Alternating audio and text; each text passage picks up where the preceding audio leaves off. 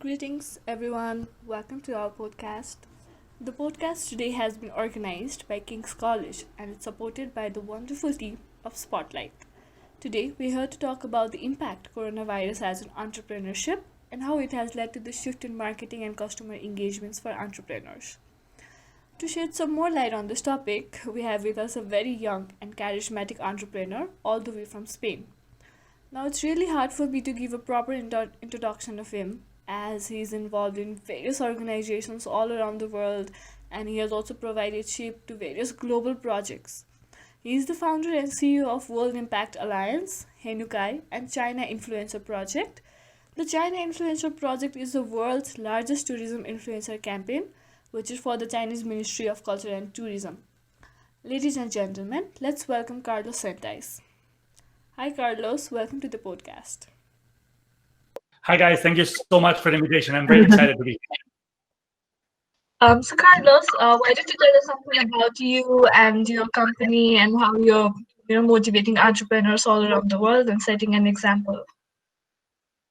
Great. Well, I don't think I'm an example for anything, but I'm definitely trying to use my life to make an impact. So I am the founder of the World Impact Alliance, which is a private initiative that brings together companies, institutions, and remarkable individuals that want to make the world a better place by finding and applying solutions for specific problems in healthcare, environment, poverty, human rights, and education. And we're trying to allow companies to generate a better impact in society in a way that is also profitable for them, or allowing institutions to generate a bigger contribution to society in a way that is beneficial for their interests. So in that way, we can make sure that everyone is aligned and that we can move forward faster. I am also a lecturer and a consultant in international relations, communication, and innovation. And I talk to people all around the world, and I try to encourage people to advocate for human rights, advocate for social impact, and also to work in a manner that allows them to prosper, to be happy, but also to help others, especially those in need, not only in the crisis, but also in other difficult situations that we're living in all around the world. Okay. Hello, Carlos. Hello. I just wanted to ask you, how is your business going on in this pandemic right now? How are you operating the business? Great. Our business is going forward, and I do not expect this year to be a very profitable year for us. And just by accepting that, we are able to use this quarantine and all this situation to improve and to reflect on how can we better adapt to the new world that is coming. So the business has been affected just like every other business, but that was not our biggest concern because we always see things in the long term. And this is just a short-term crisis. First of all, the health crisis that has limited impact in terms of time, and then the economic crisis that may last for 2, 3, or 5 years. But still, we are talking to a very young audience today. I am 31 years old.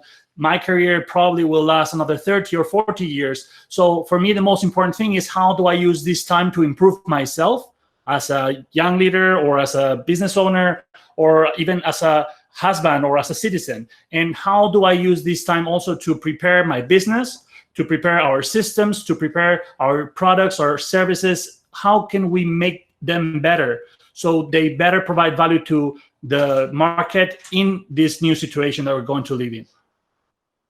Okay.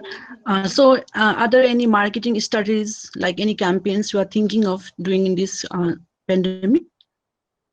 Well, we're always thinking of different marketing strategies, first of all, because we have been consulting many companies, more than 100 companies and institutions on marketing and communication strategies for the last 10 years. So we have been working very actively in marketing, and we will continue using communication as a tool for achieving our goals. But we didn't see this moment as the best time to push marketing actions, especially for ourselves, because of the following reasons. First of all, there's a huge accumulation of messages right now of all the companies and all the individuals that are trying to help with the COVID crisis, and that are doing some CSR campaigns, and that are trying to stay relevant now that the physical presence is not going to be useful for them because people are in lockdown. So there's a huge accumulation of messages. And at the same time, there's so much disruption going on. There was disruption coming from technology, but also from the virus.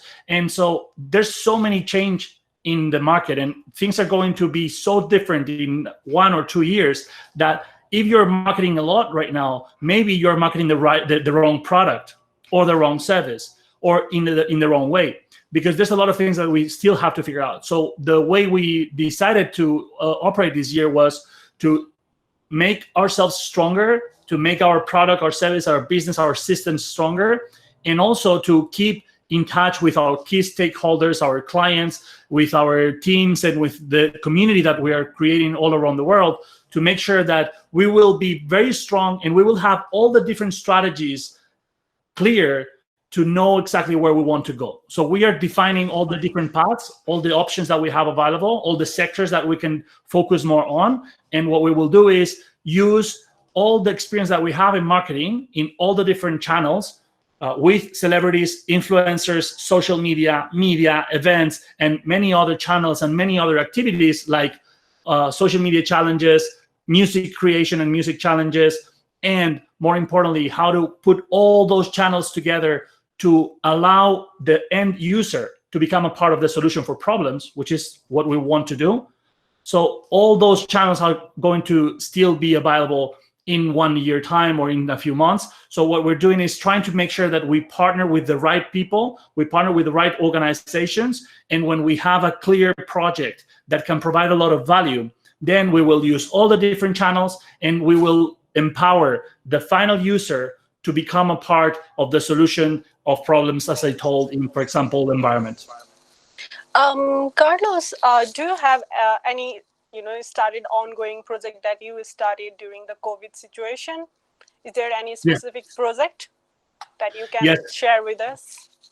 Yeah, fantastic. So there's many things that we're thinking and many things that we're creating, because I believe it's a great opportunity right now, thanks to the situation where everything has stopped.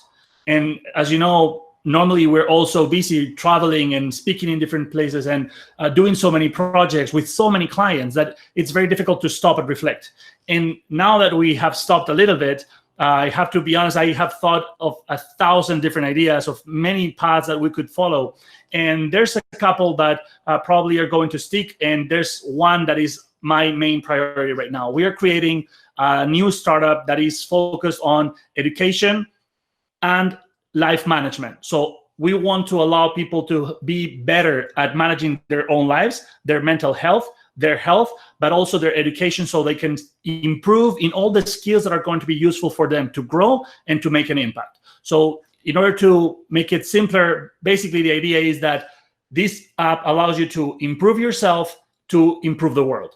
And we're matching the problems with the potential solutions and the problems with the people that can solve them. So that is something that I've been thinking about for the last 10 years, but now everything looks to be more appropriate considering the situation in the world right now and the new trends and technology in the situation of education.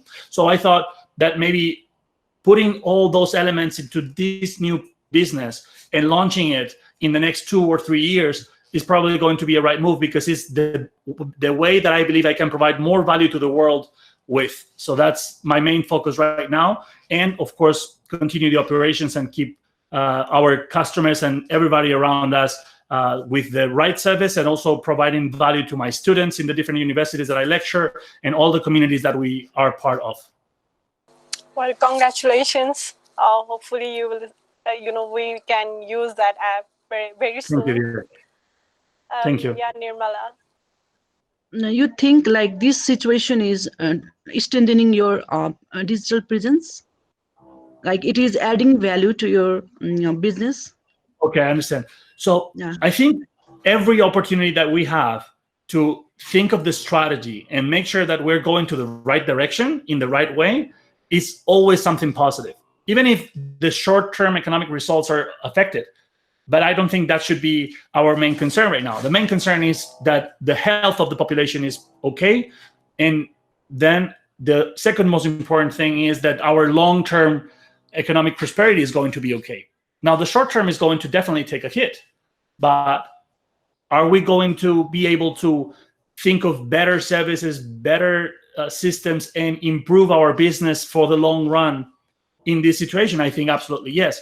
So I think it has been benefited. And in terms of my presence or marketing, I have been very, very averse to any proactive marketing, but because I have the opportunity to speak in different places, events, and media engagements, I have spoken to more than 3,000 people in these last couple of months in different sessions that I have done. It's been more than 17 sessions. And also I have spoken in different media in some different countries, like in Egypt, in China, in Spain. So through all that, it just keeps adding to the value that I try to provide with a message of hope, but also with responsibility of doing what we can do as individuals and as business. How can we use our time to make things better? How can we use this quarantine or this opportunity, or how can we really use our resources to go from where we are at right now to where we want to go? So I'm also learning something from you. Okay, how to engage. And like furthermore, like I just wanted to ask you, how are you engaging like your customers, your stakeholders, you know?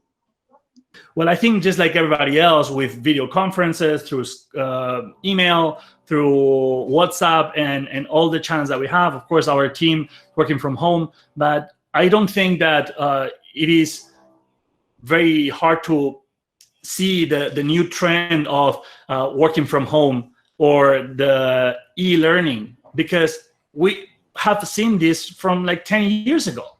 It was obvious that at some point we would start working more from home. And actually, my team has always been in different countries. So I am just used to this kind of situation. The thing is, this of course generates a huge transition for a lot of companies and institutions everywhere, and it's hard to adapt to it. But that does not mean that we don't have the channels to actually connect with people. In fact, thanks to doing things online, for example, I am used to going to different places to speak in events. And now that I am speaking through Zoom or Google Meet, then I can speak in more places to more people without even moving from my house. So keeping in touch with your stakeholders and the network is, of course, very important. We have the tools to continue in touch with them. And I encourage everyone to use this time to not only keep in touch with your people, but also to increase the size of your network. Think properly, who do you want to be in touch with to help you achieve your goals? And then be very proactive in connecting with people through all the channels that we have available. Okay, so we are uncertain about this time. Okay? We are uncertain about this situation. We don't know when will it end. So have you thought of any future marketing plans for your company? Well, as I said, everything that we do requires at some point communication and advocacy. Okay, so we need to promote our ideas in order to try to make a positive change. And at the same time, we need to talk to key stakeholders, to key leaders in governments, in international organizations, in companies. So everything that we do has marketing or communication, as you will, but not only the communication side to it, but also the public relations, corporate affairs, public affairs, all the part that includes talking to key people to make sure that not only the people and everyone in society is supporting specific ideas that can lead to the end of violations of human rights or improving situations for poor people or for people in need, but also we talk to the people that are responsible for big organizations that have a lot of power that can be used for good. So we have been thinking of all the different channels, as I said, but also all the people that we believe we need to be talking to very soon to make change possible. Just to make it clear, in terms of education, for example, we have been thinking a lot about how to change the education system. We are absolutely certain that this system is not preparing our students to be ready for the future that is coming. 40% of jobs are going to disappear due to technology and the disruption that is coming from the convergence of AI and robotics and many others. So it is vital that we give our students the skills that are going to allow them to prosper in the future. Now, we are advocating for this new education system, but in order to make it happen, not only we have to convince people that it makes sense, but also we need to have very clear policy proposals and very clear ideas on how this system should work and how can we implement it first in pilot programs so we can demonstrate that it works, and then implement it large scale so we can show this evidence to local governments or country governments or international organizations to see how far we can push these new concepts. So again, we need communication, and we need the other part, the collaboration and engagement with authorities. So we are thinking of all the best ways we can to be more effective, to generate change and do it in a very effective way. So lastly, like you have told us so much thing, okay, like how you have engaged yourself. Now, lastly, I want to ask you, like, how have your like employees been engaging? Okay, how are they facing the situation working from the home? They are okay, as far as I can tell, because they have been used to working in different moments from home. And I think the most important thing for everybody is to know that our families and our loved ones are okay. And fortunately, everyone around me is okay so far. And we are all very expectant and very careful to make sure that we avoid possibilities of the spread of the virus and to get ill ourselves. But because they are healthy, they are okay. And we are all understanding of the situation. Sometimes if someone has, for example, family issues or kids at home and they need time or whatever, of course we will adapt to that. But I think that basically them and me and everybody around me have been trying to use this space of this window of time. There's a new reset, as the World Economic Forum puts it, this new moment to do kind of like an upgrade in the operative system. So I'm also allowing them to think a lot and to improve some of the skills, because we don't have so much business going on right now and so many clients that we have to take care of. So we are using this time also to improve ourselves. So when we start again with the we could say the proactive impulse of our projects, at that moment we will be better off and we will be ready for whatever comes. So do you guys have businesses or you're just students? Some of us, I think, I have their own business, and we're students. We're really mixed group of people. Yeah. So guys, I think one very important thing is to not lose perspective. You're so young. I am young, but you guys are probably like 10 or even more than that. So right, 10 more years than me. So the thing that I would like to tell you is don't rush, don't stress too much. Breathe, okay? Sometimes it's important to breathe also. And forgive yourself for not being everything at the same time. I know you guys have a lot of ambition and you want to do amazing things, and you will. But the most important thing that I learned in these 10 years of entrepreneurship and in my whole life is that things take a lot of time. And I didn't know that, because when you start business and things like that, you know what they tell you is the idea is the most important thing, or the market space, or things like that. And that's definitely not the case. The most important thing is that you spend long enough pushing like crazy in a direction that matters to you. Because if you think that what you're doing has zero market, imagine that you are trying to sell something, you don't sell anything, and you continue for 5 years and you don't sell anything, maybe you can change what you're selling, right? But if you push hard enough and what you're selling has any meaning or any sense for society or for the market, you're going to do okay. The problem comes when you expect results in the first year and the second year and the third year, and you get super impatient. And when you were about to get all the results of your efforts, you just stop because you think that probably the idea didn't work because it was not a huge success. There's zero success before 5 years and almost very, very little success before 10 years. So the idea is, what can you do to have a goal that is your purpose, something that you want to do for society, for your community, for the world, something that you care about, that is also something that you believe you can enjoy doing. Okay, let's say something that is connected to tourism, or something that is connected to culture, or something that's connected to something that you feel passionate about, somehow passionate. Okay, it's impossible to adore every moment of your work, but somehow interested in. So purpose, work, and happiness. And then you just put the time. Because if you do that for long enough, you're 100% going to achieve a lot of things that you would never imagine. And I am just increasing my ambition every day, because in the beginning, I was just aspiring to something very, very small, and I got it. And then I wanted something else, and I got it again. And it's like, come on, I am speaking in front of thousands of people. I am working for big companies. I am doing many things, even advising governments, being 25 years old. And that was not expected. Like, that was definitely not in my plan. And what I came to realize is that what I needed from the beginning was a way bigger ambition that made sense for my whole life, and just keep working like crazy for very long time in a very patient and very proactive way. So in this kind of approach, the crisis does not matter. Are you perfect already? Probably not. I mean, you look amazing and you're probably great, but possibly there are some skills, some things that you don't know yet, some people that you can connect with, some things that you can prepare. Imagine that you have a business and you want to sell something. Possibly you need to have more presentations that can allow you to present your project, or maybe you don't have a website, or maybe you don't have a business card. Whatever the situation is, you can improve it. And if you cannot push, that's great, because there's a lot of things that you can do in what I call like the laboratory, like in your own space, and then you go out stronger and you can push better.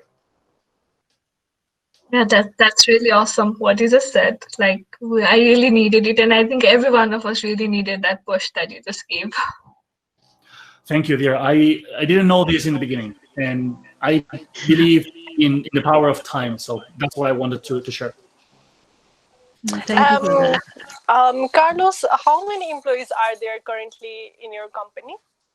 We're 5, but what we are launching is an initiative that has members. So I don't want to have a big team. I really don't think that my organization has to be a very heavy kind of institution, because of the following. There's so much change going on that if I am very big and I have to make a lot of revenue to make sure that I can take care of the structure, first of all, I'm going to be very slow. So if there's anything that happens, any change in the market, any new technology, or any coronavirus coming, I'm going to have to get rid of most of the people. So the way I see it is, how can I be very able to do a lot of projects in a way that I am very light and I can adapt fast to the world that is coming? So instead of being like a big organization, I am a very small structure with a huge network. So we have now members in our organization from more than 90 different countries. We're like 300 people, and I have not started. I was going to start this year. We probably will start next year because of the crisis. It's fine. Whenever I start pushing, I have many contacts from all these years of events and all the things that I've been doing. So I believe I will get to 2,000 to 3,000 members in 1 year. 3,000 people that are politicians, media anchors, engineers, doctors, and basically people that are 10 times smarter than me. So I am not able to do too much without any help, of course. But if I have a project that has to do with healthcare, then I can connect to the doctors and to the experts in technology that could connect health and technology in this network. So if there's a project, we can push it together. So that's the way I see it, not only for my organization, that's the way I see it for every one of us, because the time of long-term careers in just one company that you spend your whole life in, that's already over. But also even the time of just grow for the sake of the growth and for the numbers, when you can do everything from your own house and have people working all over the world with you in any project that happens to appear as an opportunity, that's something that is going to change forever the way we see work. And I think the lighter we are, the more flexible we are, the better we're going to be able to adapt. And if we need scale because we have investment or we have a project, then great, let's go all into that project. But maybe that's 1 year or 2 years, and then you can start again with whatever comes next.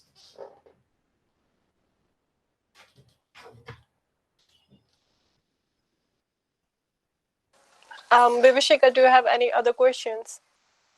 I think we're pretty much done. Yeah, we are totally in the middle of conversation because we really wanted to talk more, but then we do have our spotlight as a podcast partner, and we have this 20 minutes time limit. Hopefully in near future we'll have a long conversation with you whenever you want. Yeah, so thank you so much for joining us. It was within the short period of time you said yes, and we are really excited. So thank you once again. And yeah, if any of the team members would like to join Mr. Carlos, then we can provide his information. So Carlos, over to you. Thank you, dear. So it's been lovely. I am very happy to be in touch with all of you. My WhatsApp, I think it's available everywhere. You can go to my website, that is carlosentis.com, and my WhatsApp and everything is there. Just contact me whenever you want. And also, if you want to be members of our network, there's a website that is wia.world/join. Okay, so it's WIA of World Impact Alliance .world and then /join. And then you just apply, and I will be back, with good news very soon.